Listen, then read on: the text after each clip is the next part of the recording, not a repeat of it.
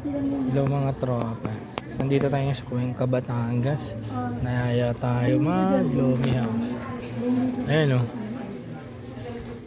Mga madaming dumadayo dito. Corcolon Lomi House. Punong-puno mga tropa. Ang dami. Ang dami siya. Punong-puno hanggang dun. So, sa loob. Corcolon Lomi House dito sa Calamba, Calamba. Dito sa Cuenca. Ayan o. Tignan, daming rambutan. Highway. Paloob pa. So galing Calamba.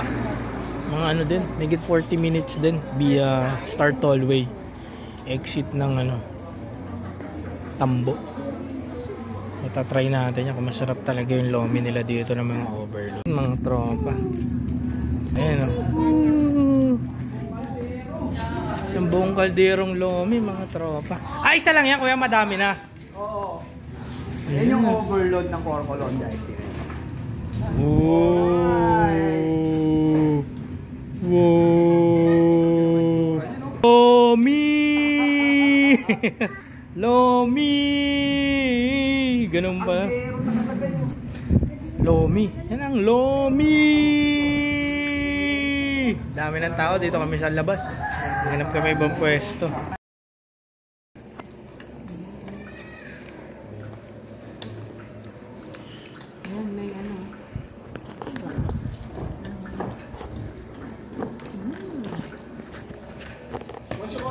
Kain na. Kaun na. Kaun. Wow. So yan mga tropa. May take out pa kami. Ang dami pala ng pinaka-overload nila.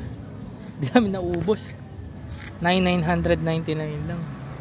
Ayun, Corcolon. Dito kami. Di pa namin naubos. Ang dami na rin namin. Ang dami kasing toppings mga tropa. So para sa akin, kung i-rate natin, 10 out of 10 yan mga tropa.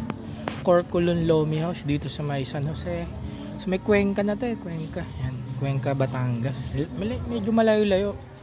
Kung gusto nyo nagra-rides kayo, naghanap ng food trip mga tropa, try nyo to.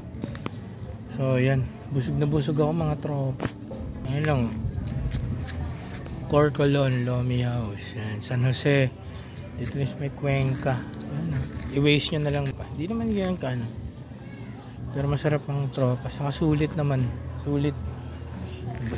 Busog kami lahat mga tropa.